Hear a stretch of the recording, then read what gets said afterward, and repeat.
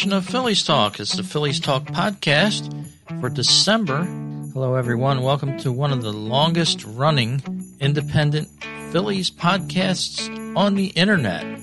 And on this edition, we're going to be talking a whole lot about the NL East for 2017, some things that interests in that division, of course. And I'll be joined by my good friend and co-host of the Baseball Talk radio show, Gary Mack, as he had me on his independent show for the New York Mets called Mets Musings just the other day.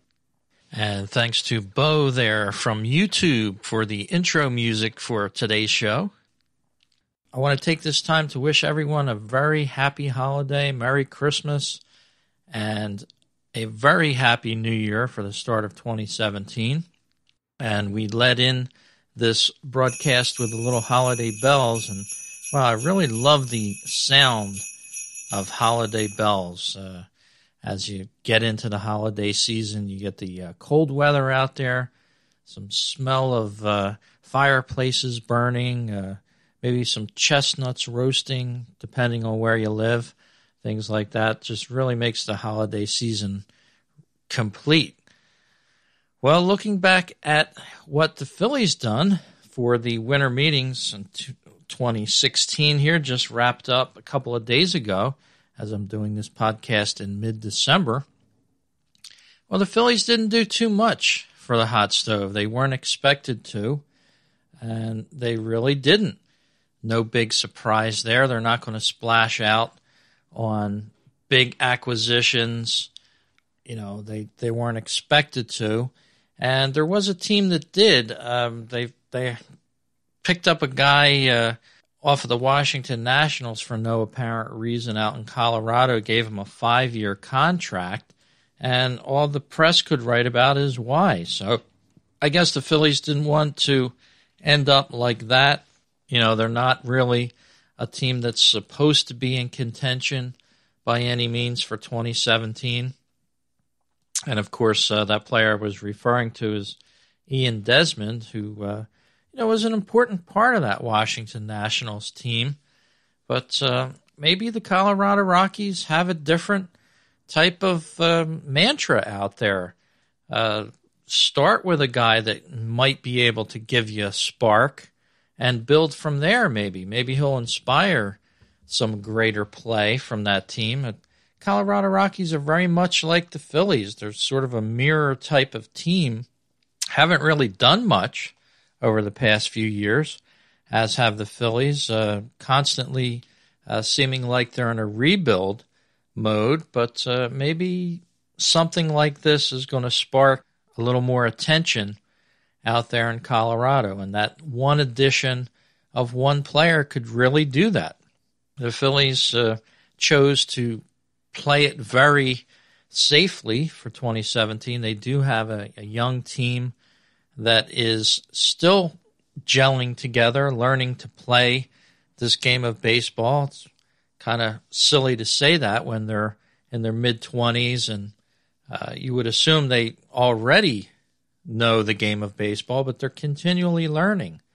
And that's what I think the Phillies have this year to do. They have to see if this young group is going to gel together and going to pick one another up and rally around one another and, find some offense for this team, because that's what they desperately needed last year. They never did find it. They were mired at the bottom of the league just about all year for batting average, runs scored, things like that. Things that win you ball games. Got to score more runs than the other guy, that's for sure. Well, that's the talk from general management anyway. They want to give this team, this younger team, another try for 2017. And some have described it as a sink or swim type of season for some of these players. And I hate to look at it in those terms. The Phillies used to bring a guy up and, they'd have some stronger players in other positions, so it wouldn't be immediate that they needed a player to pick it up and not necessarily carry the team, but contribute to the team in a big way. Now, all of a sudden, for 2017, it seems like this is your chance, either sink or swim. Depending on what you do this year is probably what the Phillies may be looking at for their next season already, and we're jumping ahead to 2018. A little unfair to do that, but don't try to put too much pressure on a younger player. I know some of these players have only been on a major league team for 2 years or so full-time. And some of the players, we have to look at it, with real optimism. And other players we have to look at, they're good players, but they're just not everyday players to carry on a major league team. And that's what I think the Phillies management is going to have to get down and look at. They're going to have to make tough decisions, whether they want to add the seasoned veteran in certain spots. Right now, it makes no sense in a certain respect to stock the team with higher paid players, a team that hasn't really gone anywhere, but like the Rockies did, they're taking a chance. They're getting a little spark, maybe getting some fan interest into this team, and that's another important thing.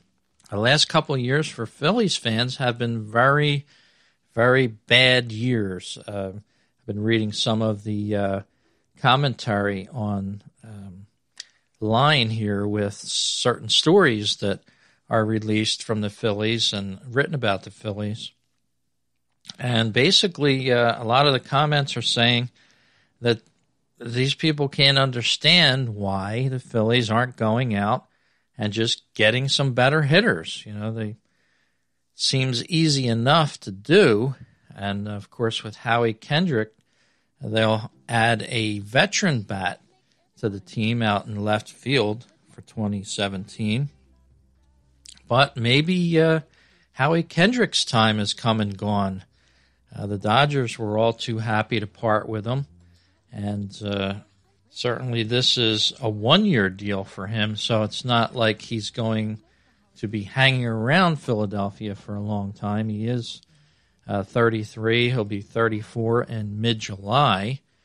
But maybe a guy like Howie Kendrick can spark the Phillies. He's not, that big of a major league star. Take a look at some of his numbers from last year.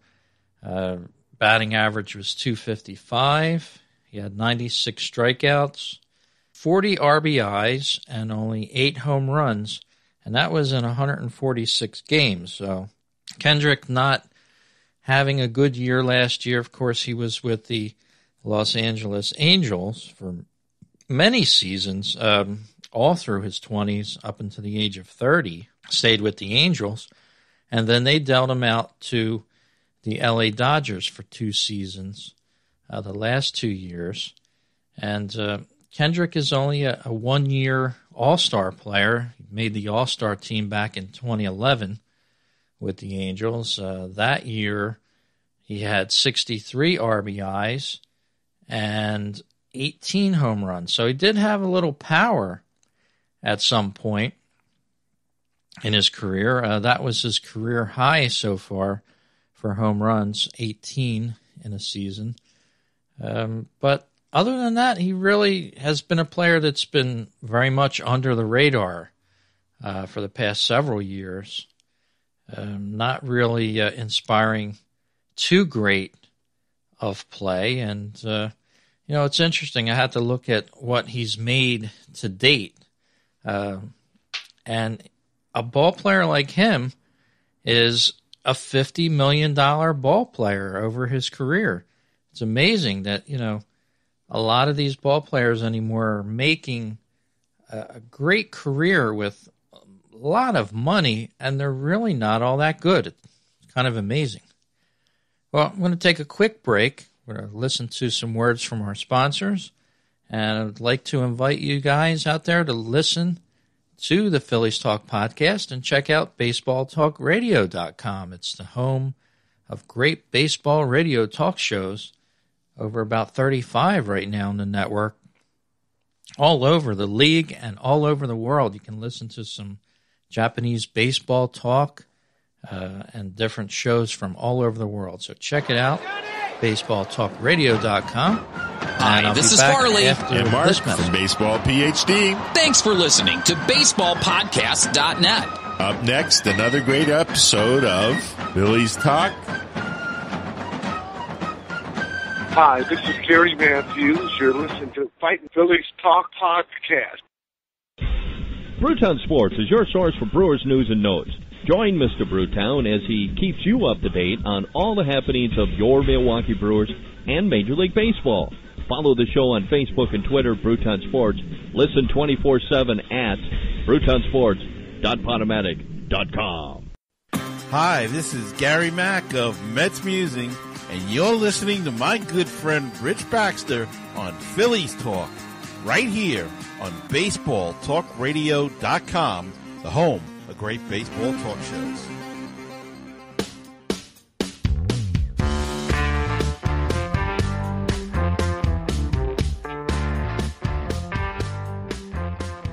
And welcome back to this edition of Phillies Talk Podcast. Well, we went into the break talking a little bit about how the 2017 season may go.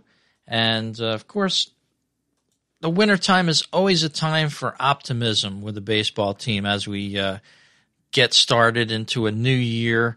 We start to think of new things the team can do, new ways that they'll be doing it. And, of course, it's always a good time for plenty of optimism. So we're going to try to keep this show on an optimistic theme for this show. It's probably our last podcast for 2016.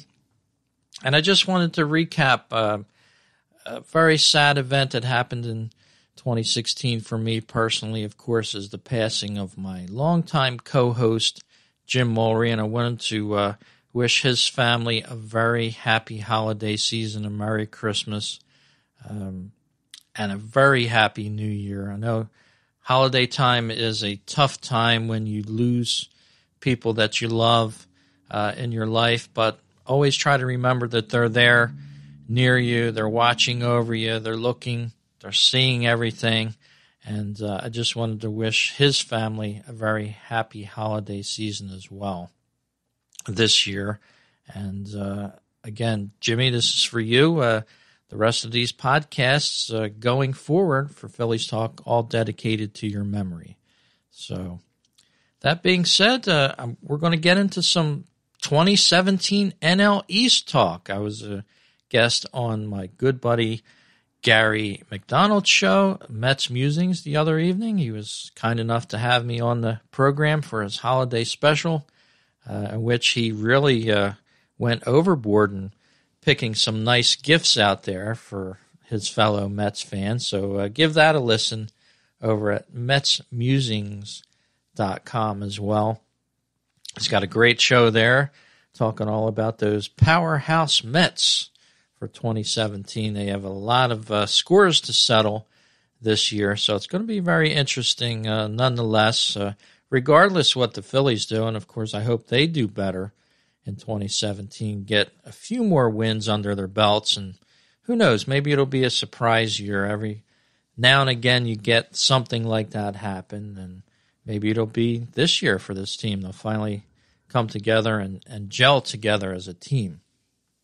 Well, I hope Santa brings all of those great Phillies things to you this holiday season out there as listeners, and I really appreciate you downloading the podcast, taking the time to listen all year long, and I expect to have some nice guests on board for 2017. I'm trying to line them up now for future shows of Phillies Talk Podcast. So we want to wish you all listeners a great holiday season as well, wherever you are. We hope it's a great time for you indeed. Well, here's a clip that I put together from the great Gary Mack. We're talking 2017 NL East. Hope you enjoyed, everyone, and have a great holiday and a happy new year. I'll see you on the other side of the brand new year, January 2017 will be the next Phillies Talk podcast. I'll talk to you then. And I'm back, and I'm joined this week by a familiar voice on Mets Music. It's my good pal and co-host of the Baseball Talk radio show, Rich Baxter, the host of Phillies Talk, and the author and editor of Fighting Phillies blog. Rich, welcome back to Mets Music. Thank you very much, Gary, and happy holidays. Merry Christmas to you and your listeners. And the same to you, Rich. And wanted to have you on to talk a little bit about the NL East and winter meetings just closing up. And Washington made some moves. Our teams really sat pretty still during this week. Washington made some moves. Atlanta's been making moves all through the off season, and Miami was pretty quiet this week too. So, what do you think? What does it do to the balance of power in the NL East at all? Well, a lot of the moves, as you said, were outside of the division. Washington, you could argue, made some moves. Your team, the New York Mets, retained Cespedes and has a great power-packed offensive team for 2017. It's still a race between Washington and New York. I think we're going to have a replay of last year to a certain extent.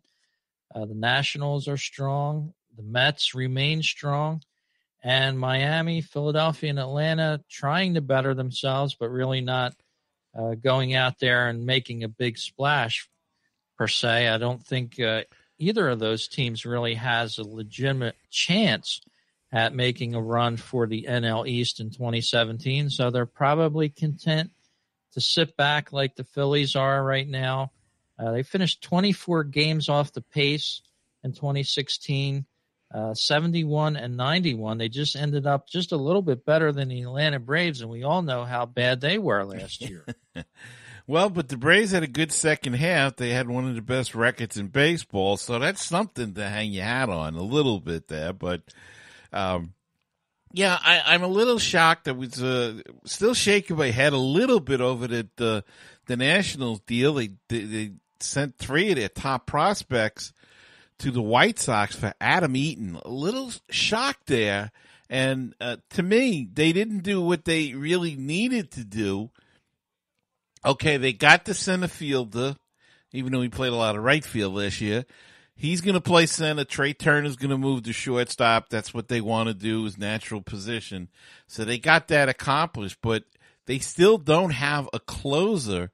And the top closers now, the 3 of the top closers are off the books. I mean, the only one remaining really is Kenley Jansen, and I don't know if they were even in on that one. It seems like the Dodgers and the Marlins are the 2 teams that are hot for Jansen. I'm sure the Nationals will try to get in now because they really need to have somebody to close. They lost out on Chapman. They lost out on Melanson. They lost out on Sale. So I don't. It almost seems like it was a panic move by Rizzo, the GM of Washington, to bring somebody in, and he went with Eaton, but he gave up. As I said, 3 of their top prospects. 2 of them actually pitched in the majors last year. So a little head scratching. I'm not sure Washington made themselves better, which for us, as fans of other teams in the division, are quite happy about, especially me. But still, from an objective point of view, I don't think they made themselves any better. Yeah, and a lot of teams are in the mentality of, we're going to do it this year or we're not going to do it. They're not building for years to come, so to speak. They've got a powerhouse team. They've got players in place right now that they think they can win it all. And the Nationals have been bubbling under the last couple of years.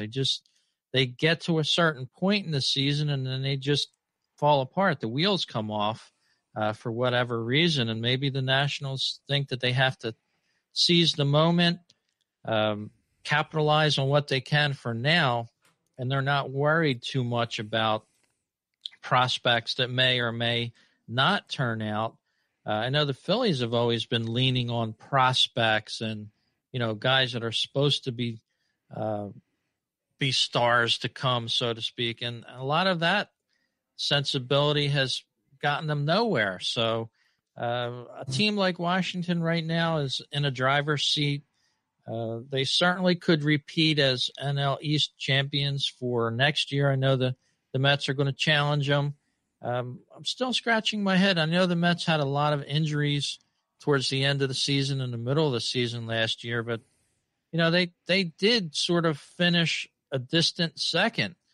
And I was very surprised at that. I expected a better race going down towards the end between the Nationals and the Mets. And, maybe we'll see that this year in 2017.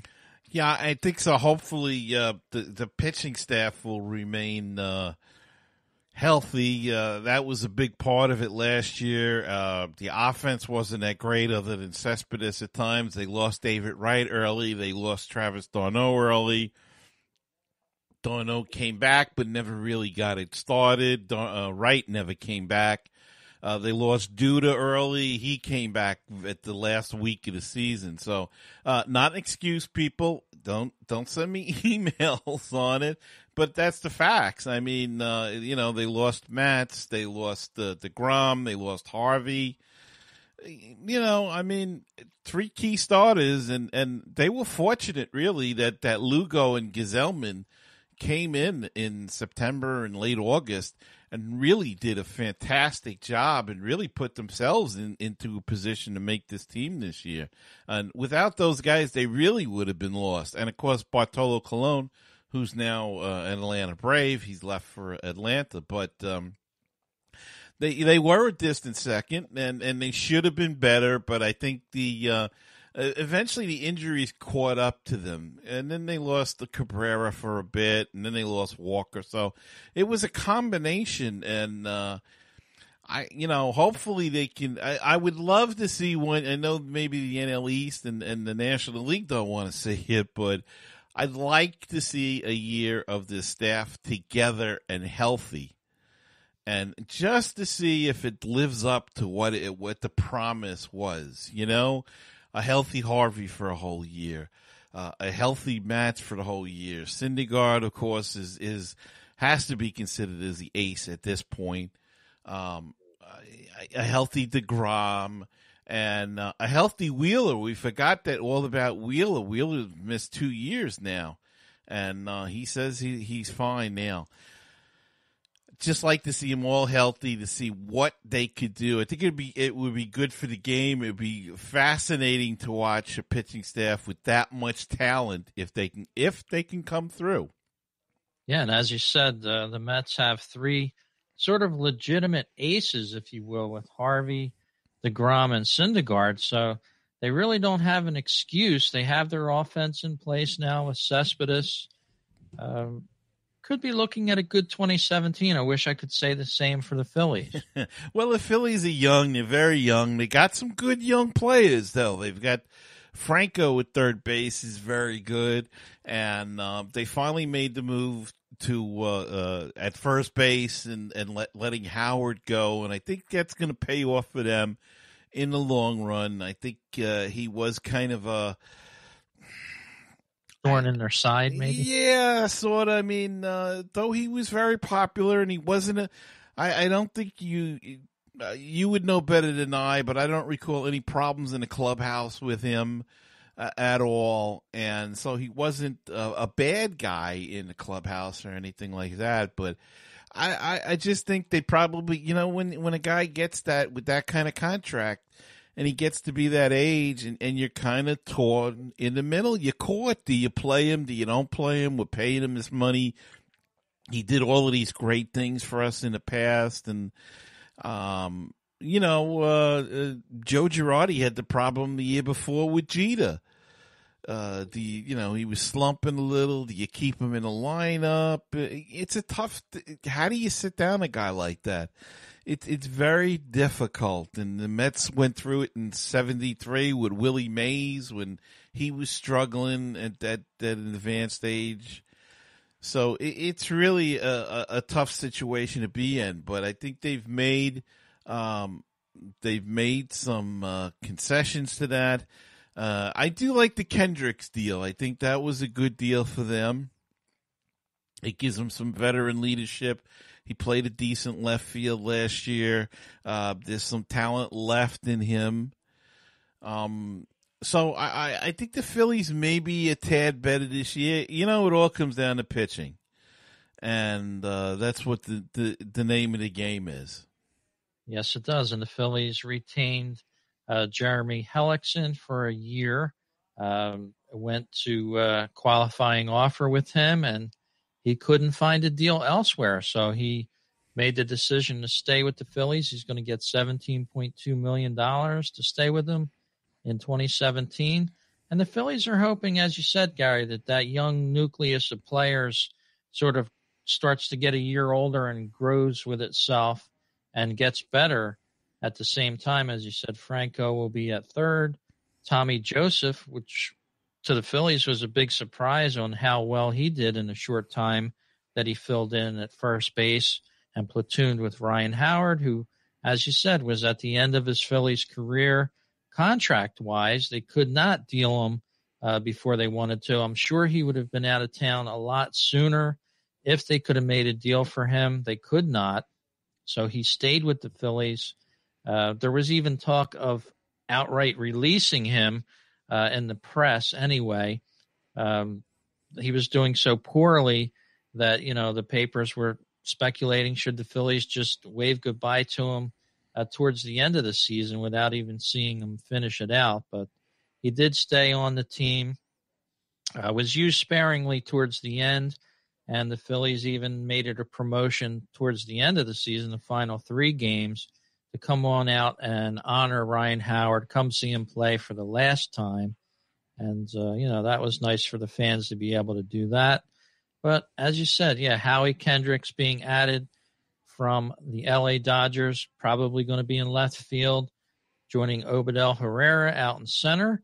And we're going to get a healthy Aaron Altair back. If you remember, he was going to be real good for the Phillies in 2016. He ended up with an injury and missed most of the season. So, yeah, maybe I've been a little negative on the blog over at fightingphillies.com in the last week or two about no real hot stove action for the Phillies.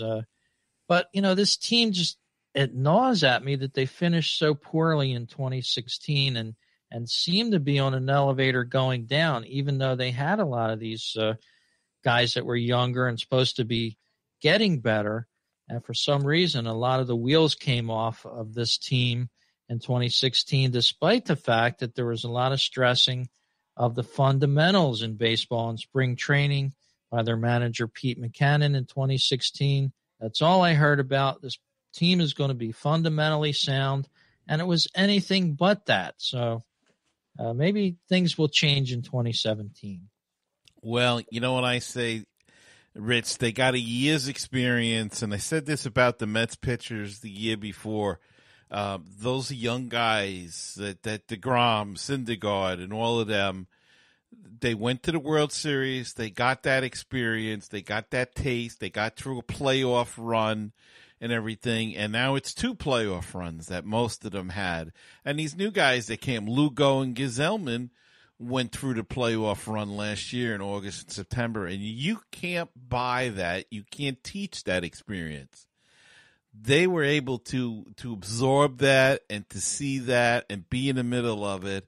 And sometimes that's all you need to really turn it around. So a little bit more seasoning, a little bit more. And, you know, sometimes they say, well, we'll put them down to AAA to get seasoning. But sometimes you can't do any more in AAA. And yet you still need a little seasoning, but it's got to happen at the major league level. And I think a lot of those young guys got that, and then gives them a chance to figure it out. You know, the Phillies themselves, maybe, look, this guy is really not going to make it, so maybe we can move him, or this guy is definitely, we didn't think he was going to make it.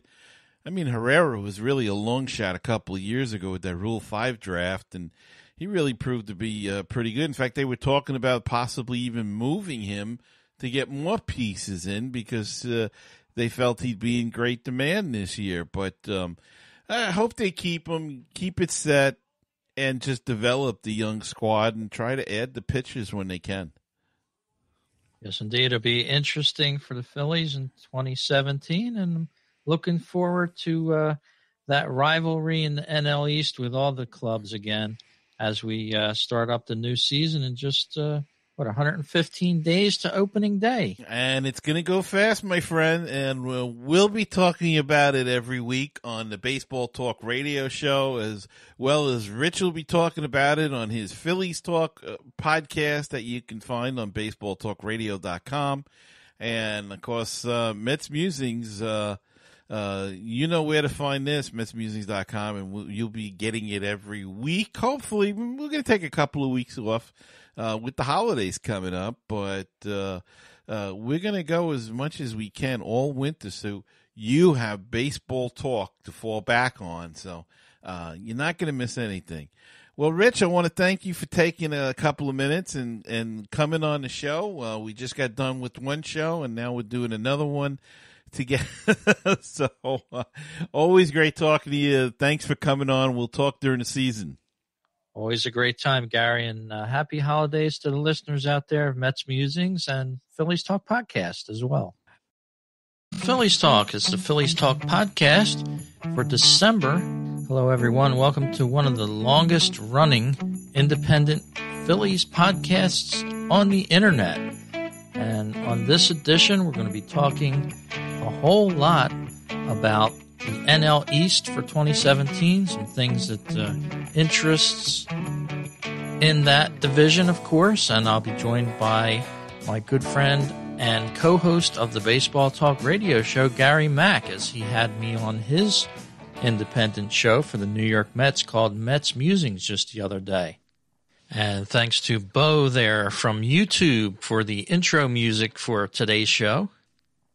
I want to take this time to wish everyone a very happy holiday, Merry Christmas, and a very happy New Year for the start of 2017. And we led in this broadcast with the little holiday bells, and wow, I really love the sound of holiday bells.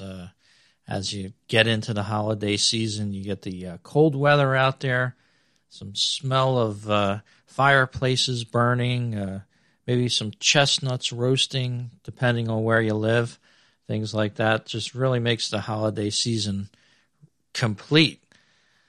Well, looking back at what the Phillies done for the winter meetings in 2016 here, just wrapped up a couple of days ago, as I'm doing this podcast in mid-December. Well, the Phillies didn't do too much for the hot stove. They weren't expected to, and they really didn't. No big surprise there. They're not going to splash out on big acquisitions. You know, they weren't expected to. And there was a team that did. They picked up a guy off of the Washington Nationals for no apparent reason out in Colorado, gave him a 5-year contract, and all the press could write about is why. So I guess the Phillies didn't want to end up like that. You know, they're not really a team that's supposed to be in contention by any means for 2017. And, of course, that player I was referring to is Ian Desmond, who, was an important part of that Washington Nationals team. But maybe the Colorado Rockies have a different type of mantra out there.